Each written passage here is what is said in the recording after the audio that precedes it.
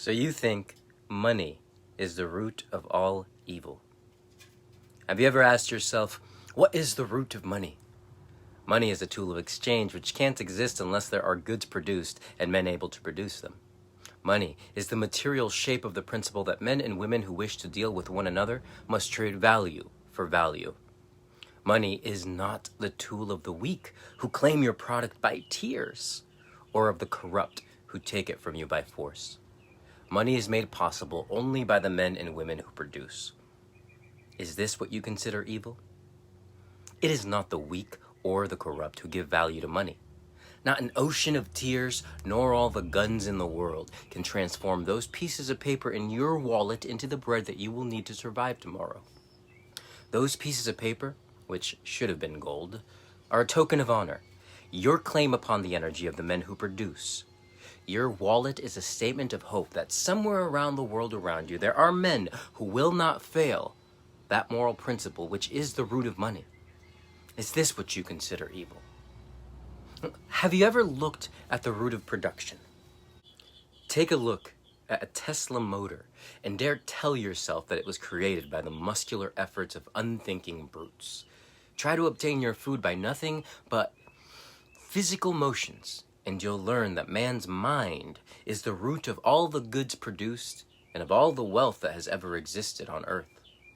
But you say that money is made by the strong at the expense of the weak? What strength do you mean?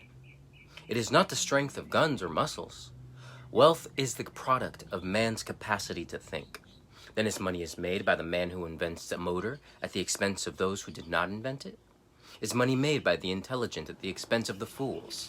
By the able at the expense of the incompetent? By the ambitious at the expense of the lazy? Money is made before it can be looted or mooched, made by the effort of every honest man, each to the extent of his ability. And an honest man is one who knows that he can't consume more than he has produced. Money rests on the axiom that every man is the owner of his mind and his effort. Money permits you to obtain for your goods and your labor that which they are worth to the men who buy them, but no more. Money permits no deals except those to mutual benefit by the unforced judgment of the traders. Money demands of you the recognition that men must work for their own benefit, not their own injury, for their gain, not their loss. The common bond among men is not the exchange of suffering, but the exchange of goods. Money demands that you sell, not your weakness to men's stupidity, but your talent to their reason. It demands that you buy not the shoddiest they offer, but the best that your money can afford. And when men live by trade, with reason, not force, as their final arbiter, it is the best product that wins, the best performance, the man of best judgment and highest ability, and the degree of man's productiveness is the degree of his reward. This is the code of existence whose tool and symbol is money. Is this what you consider evil? But money is only a tool. It will take you wherever you wish, but it will not replace you as the driver. It will give you the means for the satisfaction of your desires, but it will not provide you with desires. Money is the antithesis of the men who attempt to reverse the law of causality. The men who seek to replace the mind by seizing the products of the mind. Money will not purchase happiness for the man who has no concept of what he wants. Money will not give him a code of values if he's evaded the knowledge of what to value, and it will not provide him with purpose if he's evaded the choice of what to seek.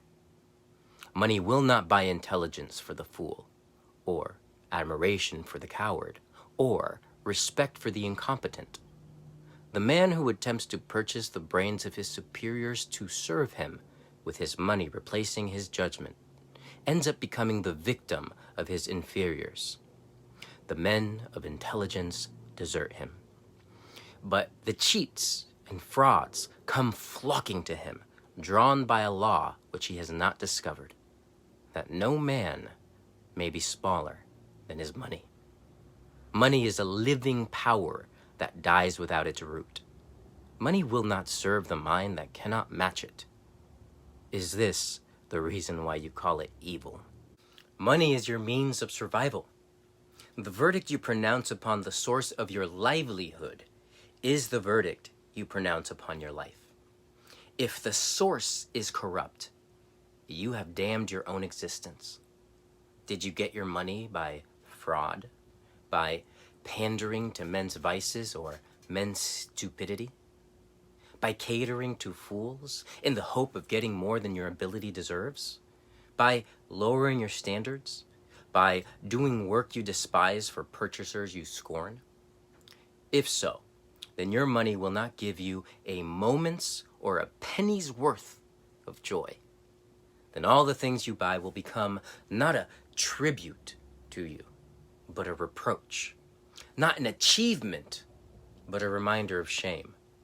Then you'll scream that money is evil. Evil? Because it would not pinch hit for your self-respect? Evil? Because it would not let you enjoy your depravity? Is this the root of your hatred of money? Money will always remain an effect and refuse to replace you as the cause. Money is the product of virtue, but it will not give you virtue, and it will not redeem your vices. Money will not give you the unearned, neither in matter nor in spirit. Is this the root of your hatred of money? Or did you say it's the love of money that's the root of all evil? To love a thing is to know and love its nature.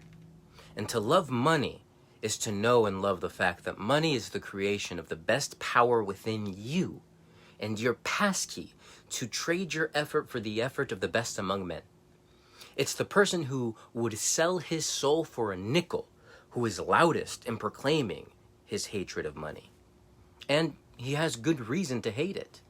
The lovers of money are willing to work for it. They know they are able to deserve it. Let me give you a clue to men's character.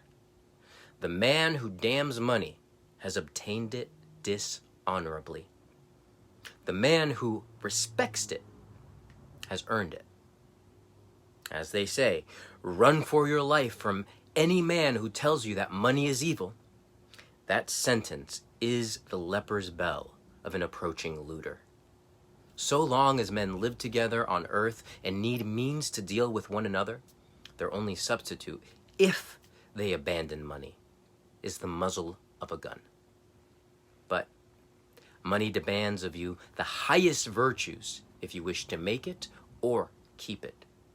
Men who have no courage, pride, or self-esteem, men who have no moral sense of their right to their money and are not willing to defend it as they defend their life, men who apologize for being rich will not remain rich for long. They are the natural bait for the swarms of looters that stay under rocks for centuries, but come crawling out at the first smell of a man who begs to be forgiven for the guilt of owning wealth. They will hasten to relieve him of the guilt and of his life, as he deserves. Only the man who does not need it is fit to inherit wealth. The man who would make his own fortune, no matter where he started. If an heir is equal to his money, it serves him. If not, it destroys him. But you look on and you cry that money corrupted him. Did it? Or did he corrupt his money? Do not envy a worthless heir. His wealth is not yours, and you would have done no better with it. Do not think that it should have been distributed among you, loading the world with 50 parasites instead of one. That would not bring back the dead virtue, which was the fortune. Watch money. Money is the barometer of a society's virtue. When you see corruption being rewarded and honesty becoming a self-sacrifice, you may know that your society is doomed. Money is so noble a medium that it does not compete with guns, and it does not make terms with brutality. It will not permit a country to survive as half property, half loot. When you have made evil the means of survival, do not expect men to remain good. Do not expect them to stay moral and lose their lives for the purpose of becoming the fodder of the immoral. Do not expect them to produce when production is punished and looting rewarded. Do not ask who is destroying the world. You are. You stand in the midst of the greatest achievements of the greatest productive civilization, and you wonder why it's crumbling around you, while you're damning its lifeblood, money. Throughout men's history, money was always seized by eluders of one brand or another, whose names changed, but whose method remained the same. To seize wealth by force, and to keep the producers bound, demeaned, defamed, deprived of honor.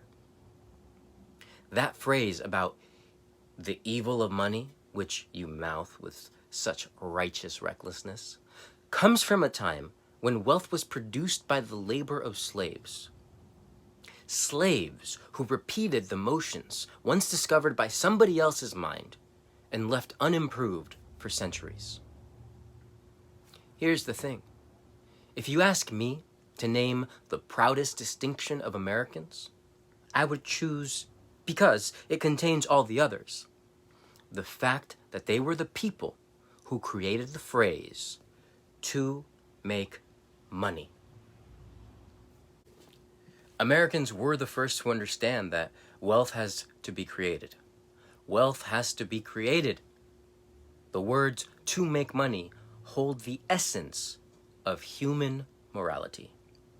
Now, the looter's credo has brought you to regard your proudest achievements as a hallmark of shame, your prosperity as guilt, your greatest men of your country as blackguards, and your magnificent factories as the product and property of muscular labor, the labor of whip-driven slaves like the pyramids of Egypt. The rotter who simpers that he sees no difference between the power of the dollar and the power of the whip ought to learn the difference on his own hide, as I think he will. Until and unless you discover that money is the root of all good, you ask for your own destruction. When money ceases to be the tool by which men deal with one another, then men become the tools of men. Blood, whips, and guns. Or dollars. Take your choice. There is no other. And your time is running out.